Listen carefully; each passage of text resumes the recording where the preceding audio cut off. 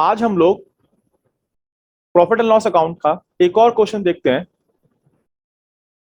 From the following balance and adjustment taken from the books of Prem and company prepare trading and profit and loss account for the year ending 31 मार्च 2020। जिनके पास नई book है हो सकता है वहां पे 2021 लिखा हो, पर कोई दिक्कत नहीं है, क्वेश्चन सेम है हमारा। And the balance sheet as at that date, balance sheet भी बनाने के लिए बोल रहा है और हमें ट्रायल बैलेंस गिवन है और साथ साथ यहाँ पे कुछ हमें एडजस्टमेंट्स भी गिवन है। तो सबसे पहले वही प्रीवियस क्वेश्चन की तरह हम अपनी एडजस्टमेंट्स को मार्क कर लेंगे और साथ के साथ क्वेश्चन को देखेंगे। तो फर्स्ट हमारी एंट्री है on 31 March 2020 stock is valued at cost ₹23,000। और हम सबको पता है कि क्लोजिंग स्टॉक अगर एडजस्टमेंट में दे रखा है तो फिर ये ट्रायल बैलेंस में होगा ही नहीं। और क्लोजिंग स्टॉक का जो इफेक्ट पड़ता है वो दो जगह इफेक्ट पड़ता है, एक ट्रेडिंग में और एक बैलेंस शीट में। तो हम इस एंट्री को लगे हाथ पोस्ट कर देते हैं। तो ट्रेडिंग अकाउंट में closing stock account 23,000 and similarly balance sheet में आप जाओगे असेट साइड में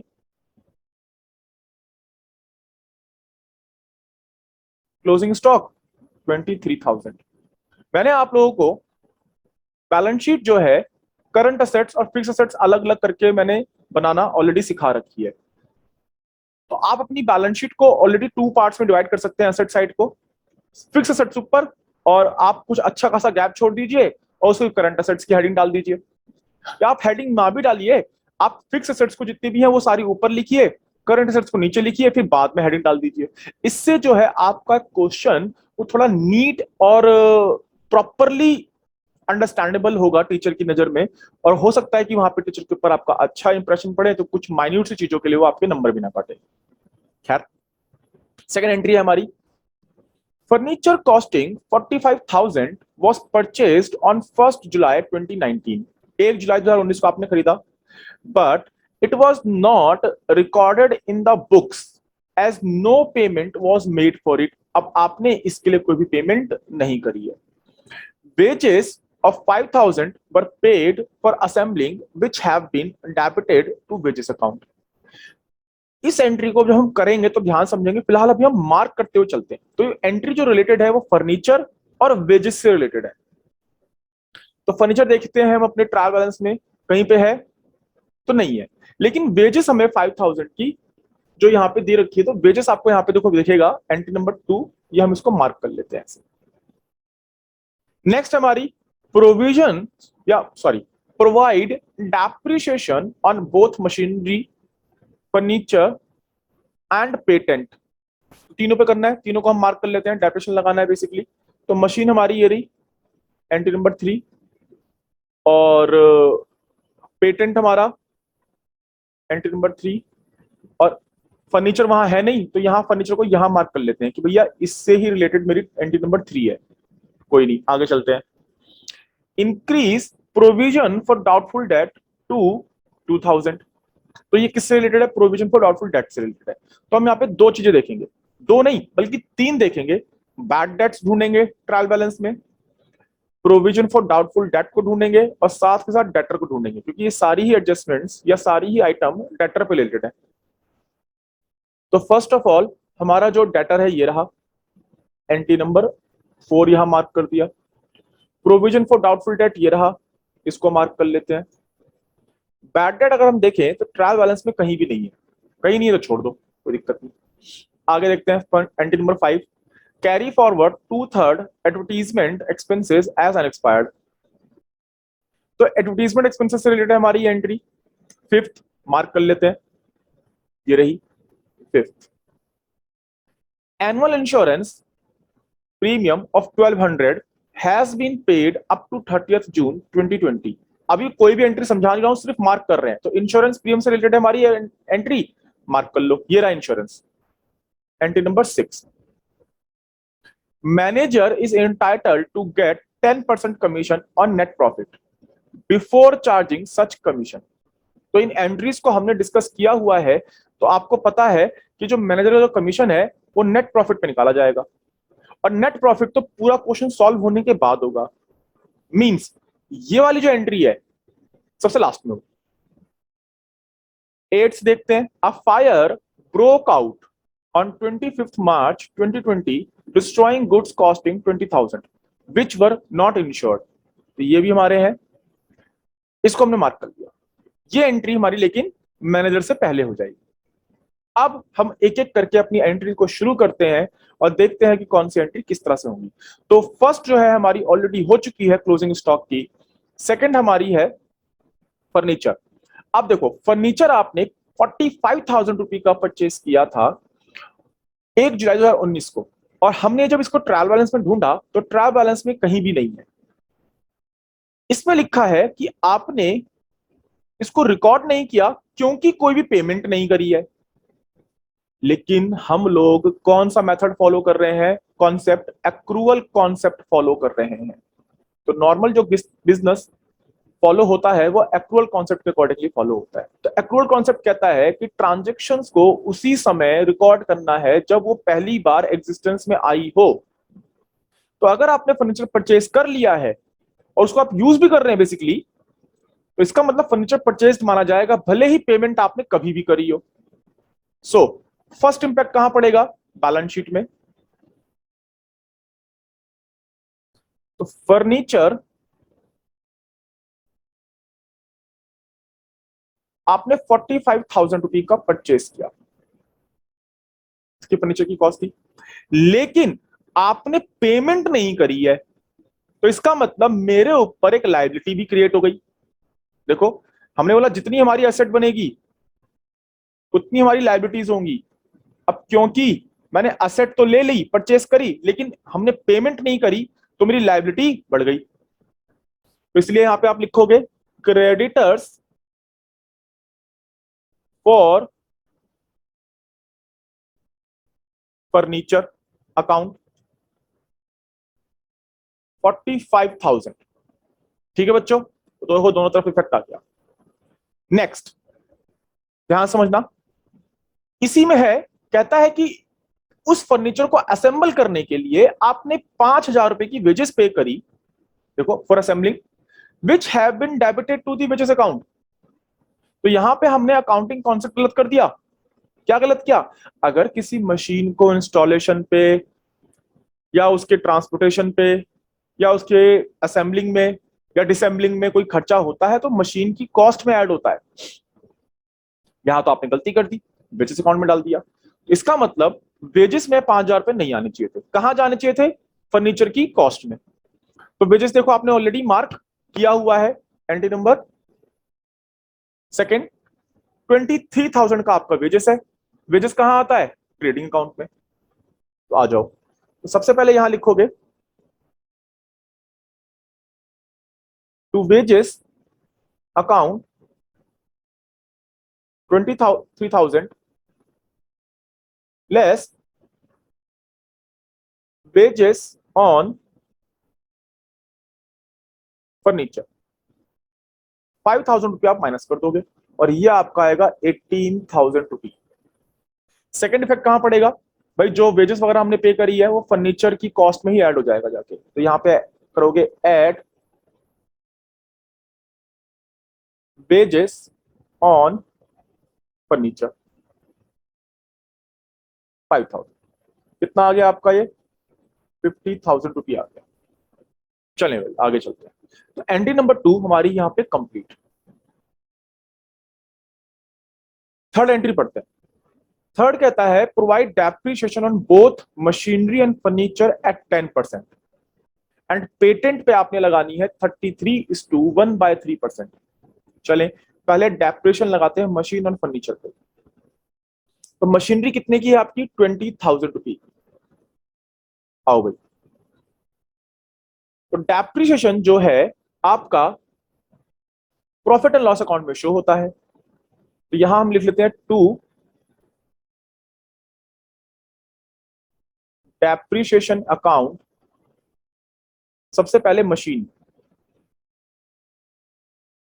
मशीन के ऊपर आप डेप्रिसिएशन लगाओगे 20,000 इंटू 10%। कितना आ गया? 2,000 रुपी। फिर आप लगाओगे फर्नीचर के ऊपर, अब ध्यान से समझना, फर्नीचर हमारी कितने की पड़ी थी हम लोगों को? 50,000 रुपए की। 5,000 तो फर्नीचर एक्चुअली और असेंबलिंग पे पे किया आपने, 5,000 रुपए, तो टोटल 50,000 रुपए की आपको फर्नीचर पड़ी, राइट? 45 के ऊपर मत लगा देना। फर्नीचर को असेंबल करने में जो खर्चा हुआ वो भी फर्नीचर की कॉस्ट के अंदर आएगा। तो 50,000 के ऊपर आप फर्नीचर पे लगा देते हैं डेप्रिसिएशन 10%। बट ध्यान समझना, ये फर्नीचर आपने परचेज किया है 1 जुलाई को, तो 1 जुलाई से अगर हम मंथ काउंट करें, आपका ईयर एंड हो रहा है 31 मार्च 2020 को, तो आप जो है 9 महीने का डेप्रिसिएशन लगाओगे 9/12। तो ये हमारा कितना आएगा? 3,750। ओके। और लास्ट हमारा डेप्रिसिएशन लगाने के लिए बोला उसने कि सर पेटेंट पे लगा दो। और पेटेंट हमारे कितने के हैं देख लेते हैं। पेटेंट देखो ऑलरेडी मार्क किया हुआ है आपने 2,700। तो मार्क करने से आपको यही आसानी होती है कि आप सीधा एंट्री नंबर पे जाओ, आपको एंट्री नंबर दिख जाएगी 2,700।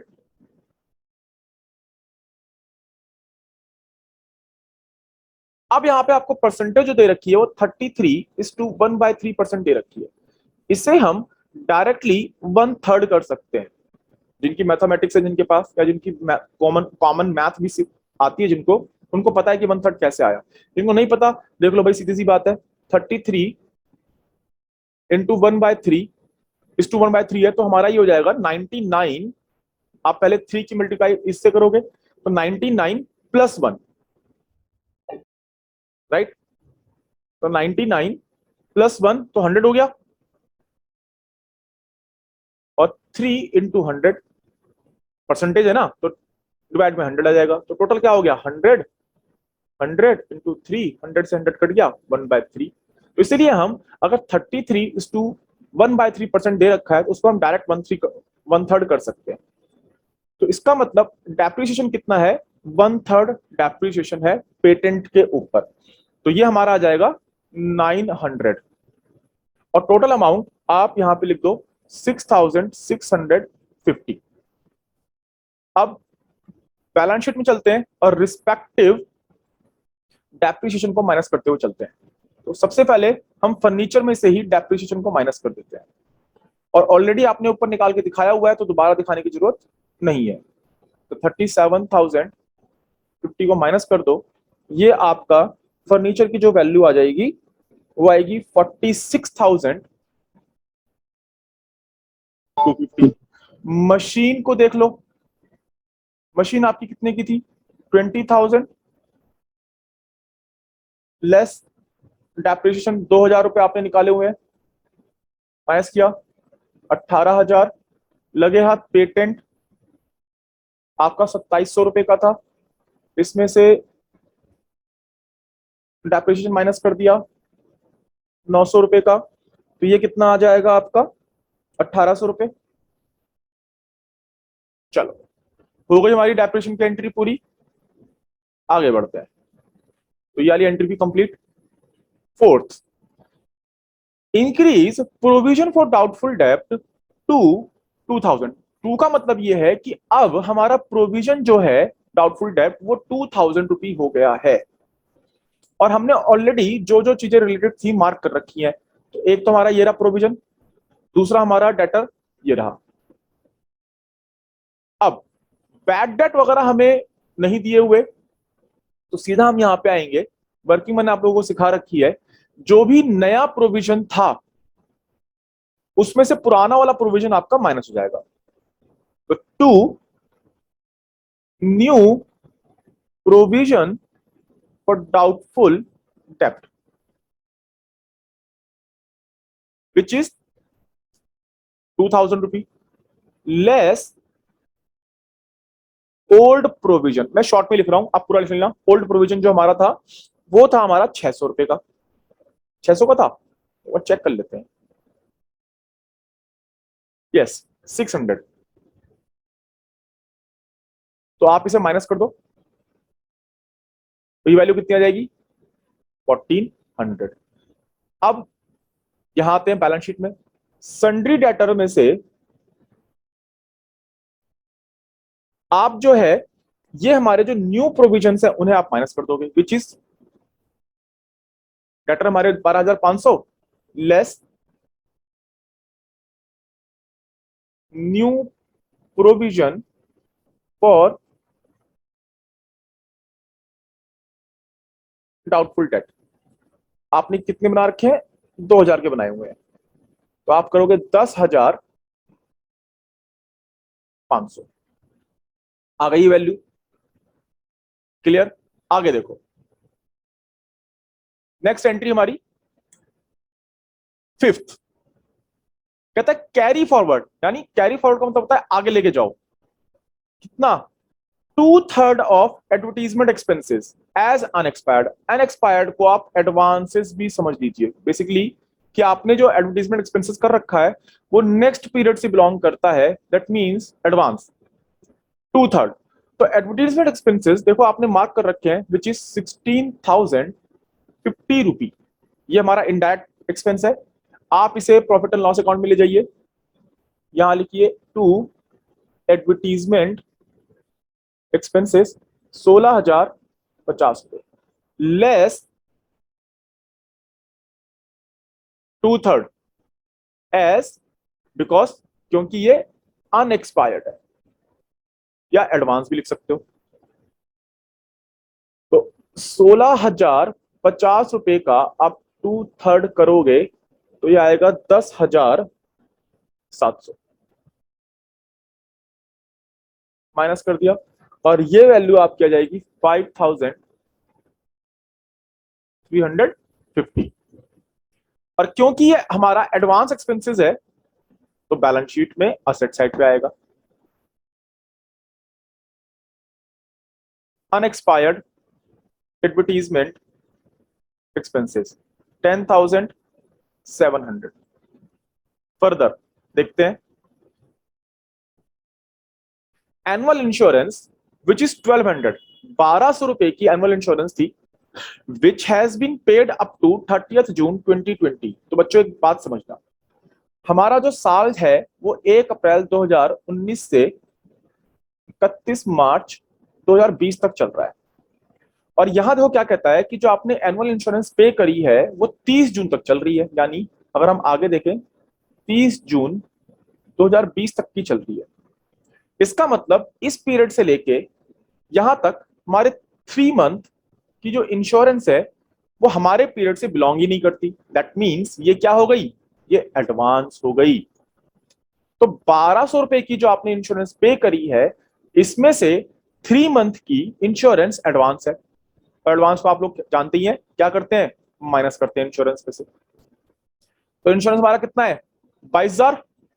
इनडायरेक्ट एक्सपेंस आ जाओ प्रॉफिट एंड लॉस अकाउंट में, to insurance account 22,000 less advance insurance. तो कितने का टोटल अमाउंट था? 1,200 रुपए, 3/12, 3/12। ये हमारा आ गया 300 रुपी। माइनस कर दिया आपने इसे तो हमारा क्या आ जाएगा? ये 21,700। देखो बच्चों, हम ये एडवांसेस को माइनस करते हैं, आउटस्टैंडिंग को ऐड करते हैं। ऐसा इसलिए क्योंकि जो प्रॉफिट एंड लॉस अकाउंट हम बना रहे हैं या ट्रेडिंग अकाउंट हम बना रहे हैं वो इस साल का नेट प्रॉफिट निकालने के लिए करते हैं। तो जो खर्चे और जो इनकम इसी पीरियड से बिलोंग करते हैं वो चाहे आपने एक्चुअली पे किए हो या एक्चुअली रिसीव ना किए हो। इनकम की बात करें तो नहीं रिसीव किया, या अगर हम एक्सपेंसेस की बात करें या नहीं पे किया एक्चुअली, लेकिन वो इस पीरियड से अगर बिलोंग करते तो आएंगे यहाँ पे। लेकिन अगर इस पीरियड से बिलोंग नहीं करते हैं तो फिर वो यहाँ पे नहीं आएंगे। इसीलिए जो आउटस्टैंडिंग है करंट पीरियड का उसको ऐड कर लेते हैं और करंट पीरियड के जो एडवांसेस हैं उसको हम माइनस कर देते हैं, क्योंकि वो नेक्स्ट ईयर से या नेक्स्ट पीरियड से बिलोंग करते हैं, है ना? ये रीजन है। तो भाई आओ, एडवांस इंश्योरेंस हमारी क्या बन जाएगी? असेट बन जाएगी। लिख लेते हैं एडवांस इंश्योरेंस प्रीमियम, कितना? 300 रुपी। आगे बढ़ते हैं, मैनेजर कमीशन सबसे लास्ट में करना है, कोई दिक्कत वाली बात नहीं है। फिर हमारे पास है a fire broke out on 25 मार्च 2020। अब आप देखो कि हम डेट देखना बहुत जरूरी है कि हम किस पीरियड तक का अकाउंट बना रहे हैं। तो हम अकाउंट बना रहे हैं 31 मार्च 2020 तक का। इसका मतलब कि हमारे ही पीरियड में ये नुकसान हो गया। अगर कई बार क्वेश्चन कंफ्यूज करने के लिए लिख देगा 1 अप्रैल 2020, तो क्या इस पीरियड तक के लिए हम अकाउंट क्रिएट कर रहे हैं? नहीं। तो ऐसे में आप नीचे नोट लगा दोगे कि ये जो है इस पीरियड का लॉस ही नहीं है, इसीलिए यहां पे इस trading and profit and loss account में नहीं आएगा।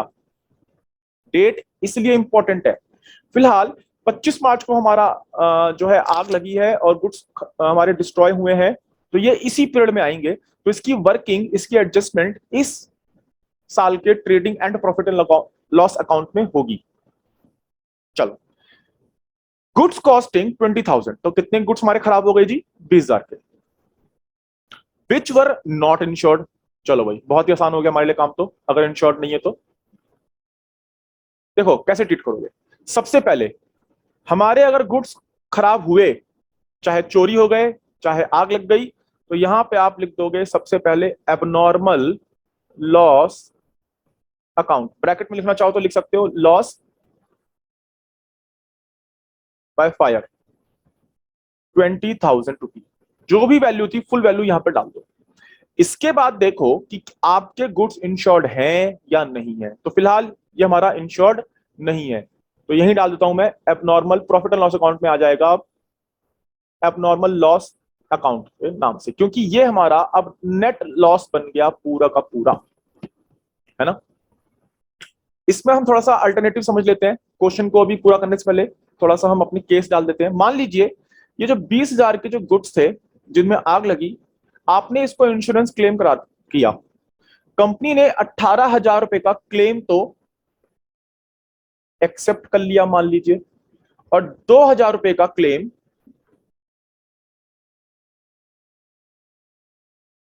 नॉट एक्सेप्टेड, नहीं किया एक्सेप्ट।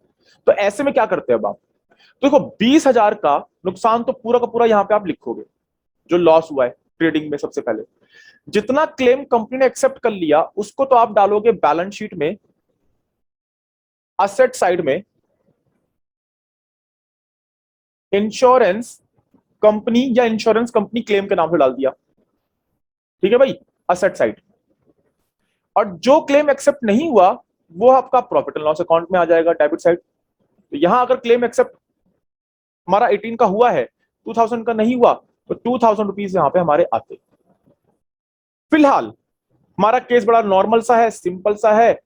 सर जी हमारे गुड्स तो इंश्योर्ड ही नहीं थे, इसका मतलब पूरे के पूरे गुड्स हमारे नुकसान हो गए, तो आपने उसको प्रॉफिट एंड लॉस अकाउंट में लाके डाल दिया। चलें भाई आगे चलते हैं। और जैसा कि मैंने पहले ही कहा कि जो मैनेजर वाली एंट्री है ये हम सबसे आखिरी में करने वाले हैं, जब हम नेट प्रॉफिट निकालेंगे और उस नेट प्रॉफिट के ऊपर हम मैनेजर कमीशन को कैलकुलेट करेंगे। फिलहाल ट्रायल बैलेंस में जितनी भी आइटम्स दे रखी हैं एक एक करके हम उन्हें पोस्ट करते चलते हैं। तो हमारी कैपिटल देखो 65,000 एंड क्रेडिटर्स 36,800, इनको हम बैलेंस शीट में डाल देते हैं। तो कैपिटल मेरी 65,000 यहां आ गई, और क्रेडिटर्स मेरे थे 36,800। नेक्स्ट मेरे पास है आगे रेंट रिसीव्ड 600 और परचेज रिटर्न 4,000। पहले रेंट रिसीव्ड देखते हैं। तो हमारी इनडायरेक्ट इनकम है, प्रॉफिट एंड लॉस अकाउंट में आ जाएगी बाय रेंट रिसीव्ड अकाउंट 600 रुपए। फिर क्या था? Purchase return 4,000। आओ भाई यहां हम एक लाइन छोड़ देते हैं ओपनिंग स्टॉक के लिए, यहां लिखेंगे टू परचेजेस। परचेजेस जब मिलेगी तब देख लेंगे, लेस परचेज रिटर्न 4,000 माइनस कर दिया। आगे देखते हैं, हमारे पास है सेल्स। सेल्स हमारी ट्रेडिंग अकाउंट में क्रेडिट साइड आएंगी। सेल्स हमारी 2,89,700 600। देन एडवर्टीजमेंट एक sorry provision for doubtful date already आपने मार्क किया हुआ है तो आपने कर दी, इग्नोर। एडवर्टीजमेंट एक्सपेंसेस मार्क्ड है, इग्नोर। मार्क का मतलब है कि आपने उनको ऑलरेडी निपटा दिया है। गुडविल आपकी 49,000 की दे रखी है, ये हमारी एक इंटेंजिबल एसेट्स है, तो कहां जाएगी? बैलेंस शीट में 49,000। नेक्स्ट हमारी मशीनरी, देखो मार्क्ड है, इसका मतलब ऑलरेडी कर ली है। डिस्काउंट रिसीव्ड, अगेन हमारा गेन, तो profit and loss indirect gain है,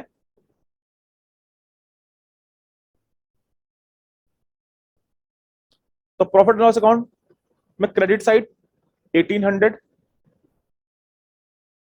आ गया। आगे देखते हैं, general expenses profit and loss account debit side, journal expenses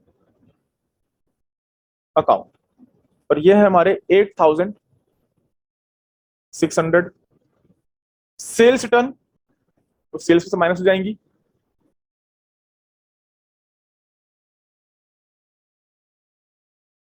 कितने रुपए?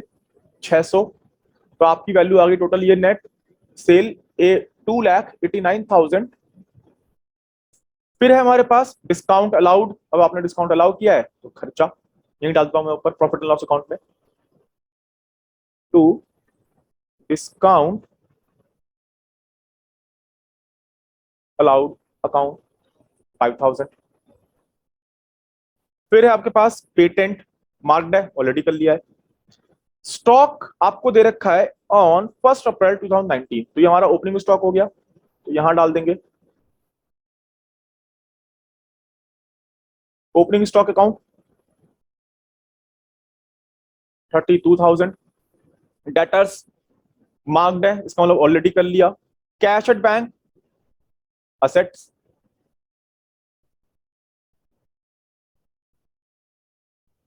22,560।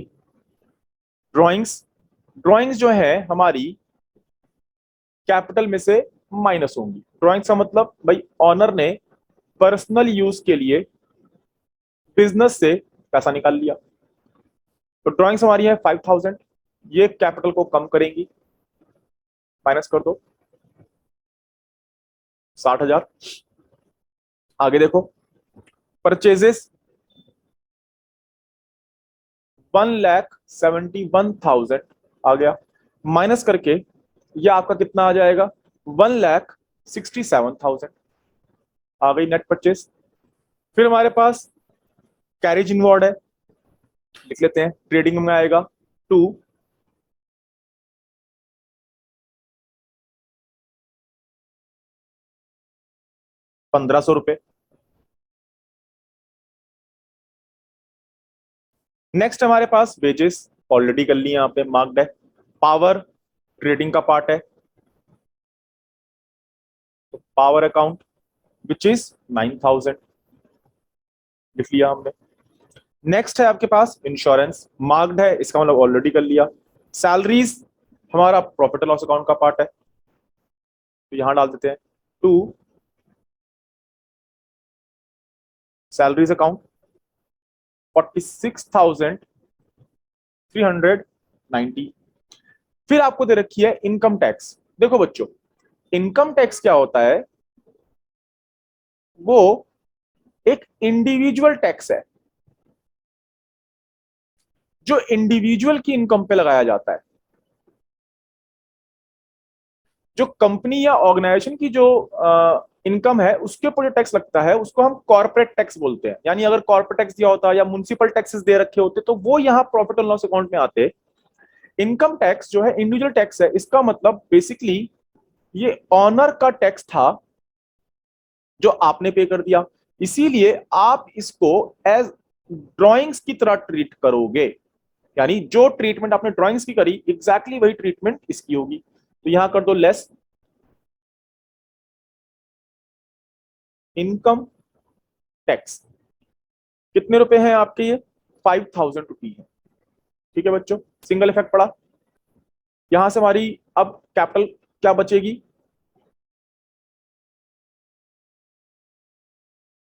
55,000। चलो आगे बढ़ते हैं। इनकम टैक्स हो गया। नेक्स्ट हमारे पास बैंक लोन लाइबिलिटी है हमारी, ले लेते हैं। तो 55,000 हमारा बैंक लोन है। फिर उसी के नीचे हमें दे रखा है इंटरेस्ट ऑन बैंक लोन, तो खर्चा इनडायरेक्ट, तो इंटरेस्ट ऑन बैंक लोन 1,500 रुपए। ठीक है बच्चों, सारी चीजें हमने कर ली। अब हम सबसे पहले अपना ट्रेडिंग अकाउंट को क्लोज करेंगे और यहां से निकालेंगे ग्रॉस प्रॉफिट या ग्रॉस लॉस, अगर हमें कुछ भी आता है तो ये हमने पार्टीशन कर लिया। ये हमारा पार्टीशन ट्रेडिंग अकाउंट का हो गया। तो हम अगर इसका टोटल करें तो ये आएगा 3 लाख, क्रेडिट साइड का टोटल करें 32,000, और यहां हम निकाल लेते हैं नेट, सॉरी ग्रॉस प्रॉफिट।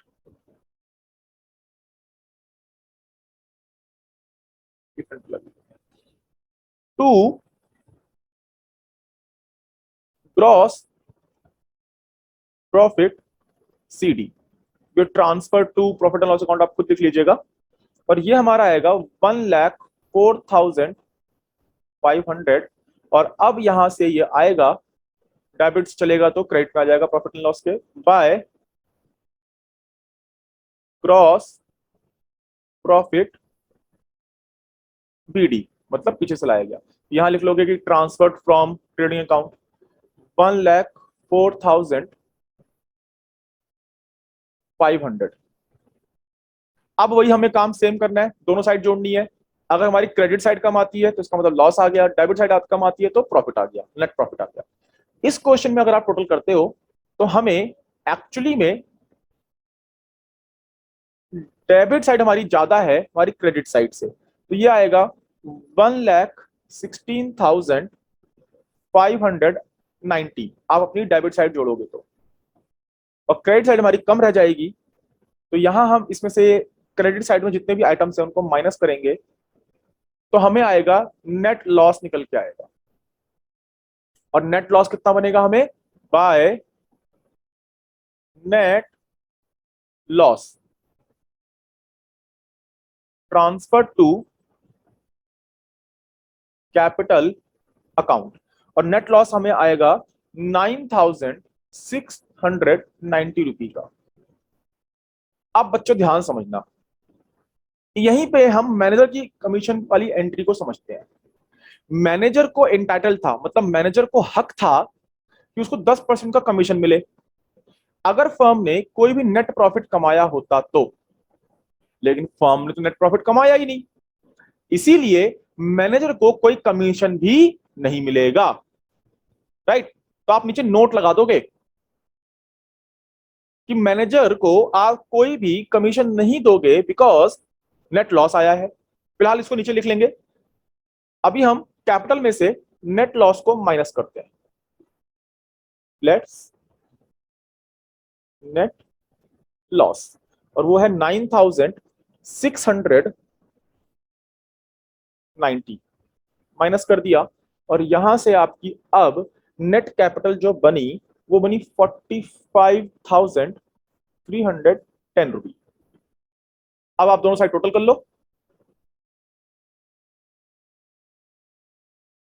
आपकी बैलेंस शीट का टोटल बराबर आना चाहिए और वो आएगा 1,82,110 रुपी। सो 1,82,110 रुपी। और यहां हम नोट लगा लेंगे